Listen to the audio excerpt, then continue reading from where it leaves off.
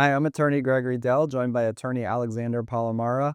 And Alex, we're going to talk about a recent victory you had against Prudential on behalf of a United Airlines employee. Prudential being one of the biggest insurance companies, United Airlines being a huge employer. You've represented a lot of employees from United and you've handled tons of claims against Prudential. So in this video, we want to hear about the background of this case, why the claimant was denied, what you were able to do to win, and then we'll talk about tips and strategies that could help people who have a Prudential disability denial claim. So give us the background. So, longtime employee of United Airlines, great airline, a big fan of it myself.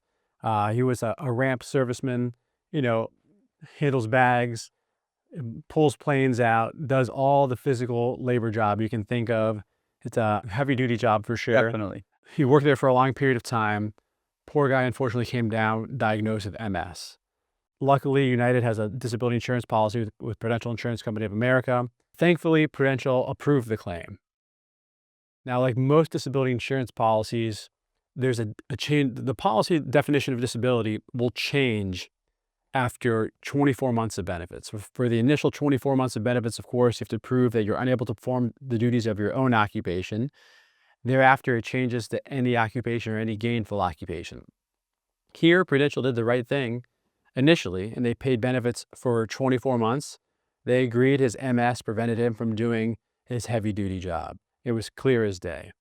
Unfortunately, at that change in definition of disability, where we see this all the time, not only for people with heavy-duty jobs, even people with light-duty jobs or sedentary jobs, the 24-month mark is when insurance companies love to deny approved claims. We've been seeing it since I've been doing the job since day one. It's tale as old as time. If you have an approved claim, that's when your highest likelihood to be denied is at that change in definition of disability. Unfortunately for our client, that's when it happened. He immediately found us. We reviewed the denial letter, and I said, what's going on? Your MS, is it relapsing, remitting? Is it come and go? Your symptoms are gone for weeks at a time, and they come back months later. It's like, no, I have primary progressive. I have symptoms all the time. Why do they think that you can possibly do any sedentary job? Because I have no idea. So we looked at the denial letter, and everything he told me, we realized, obviously, this guy can't do any job. And they said he can do, some very menial jobs, ticket taker, something very sedentary that somehow would pay him like $18 or $20 an hour, But we got the file from the insurance company. We got updated records from his treating providers. We sent him to physical functional testing. We got updated support from his treating providers. And lo and behold, we put together an appeal.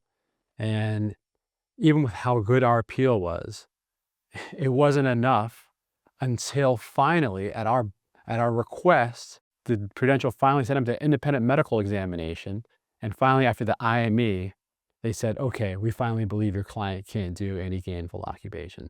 So we gave him a mountain of evidence, a mountain of support from the treating providers who all said, this guy has objective evidence. This guy cannot do any sedentary job. He can't lift over 10 pounds. He can't reach a desk level because of his restriction limitations because of his MS.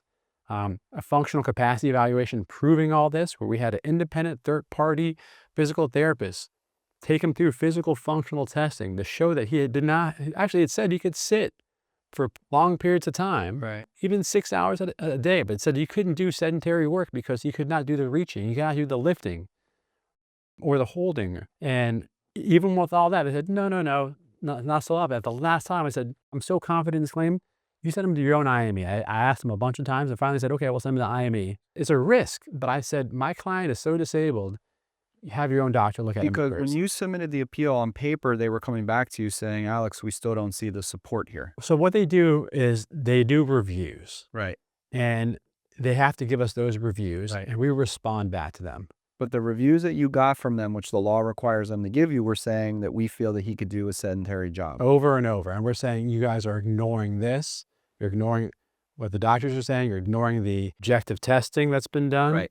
And you're ignoring the functional capacity evaluation. All the evidence provided, Evidence. which was overwhelming. But And you made a strategic decision and you go, you know what? I am so confident in this evidence that whatever quacks you're hiring to review this claim, hire whatever doctor you want, because I don't believe there's a human doctor out there that has any credibility whatsoever that will physically be in the presence of my client that could say that this person could go do a job 8 hours a day, 40 hours a week. Right. And my client went, and anytime my clients go to an IME, because they don't allow us to be there, I say, call me right after and and I want you to, as soon as you're done, document everything and send me an email that documents everything that happened. And he sent me a huge document, so huge email.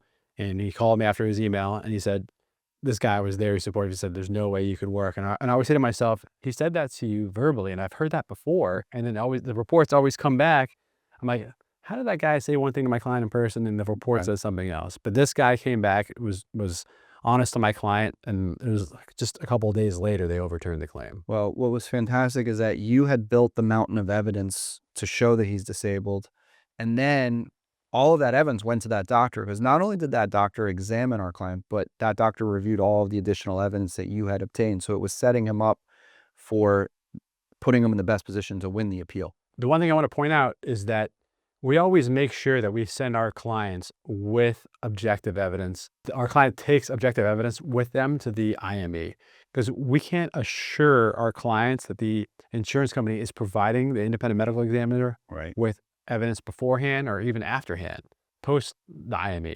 So we want to make sure, even if the doctor doesn't review it, say our client brings it in and says, here, doctor, in case you want to hear some recent medical records and whatever else, just in case you want to review it. And I give them limit. I'm not going to give them the whole a stack of 5,000 pages, or a whole Bible of medical records. I try to give just the most, either the most recent or the most relevant, and try to limit to maybe 10, 15, 20 pages so that the doctor can flip through it pretty fast and get a good idea what's going on here. And that's what we did there. And I'm sure he reviewed it because it's something brief, so he knows what's going on. He knows that he should not be supporting or writing a letter to deny this claim. Well, because the doctor knows he's getting one thing from the insurance company. What's the other side of this picture? And we can't rely on the insurance company to send in the information that we sent. And the problem is, after that IME doctor, we may not have had another opportunity to submit more evidence. So it was super important to get everything there at the IME. Well, congratulations on this particular victory. I'm sure the client is really happy. And now you'll continue to protect the client's benefits by handling all of the claim forms, the communications with the carrier, the attending physician statements, and then also guiding the client for when the client goes to the doctor to communicate, what's going on, so that all the symptoms and limitations get into the medical records. I mean, believe it or not, just because he's approved doesn't mean they're going to approve him all the way to age 67. We have to make sure that his proof and the medical records keep on proving his claim so that we can ensure that his claim stays approved until age 67. Well, if you have a long-term disability insurance claim and you need help, feel free to reach out to Alex or myself. No matter where you live in the country, we're available to assist you, and we'll always provide you with a free phone consultation.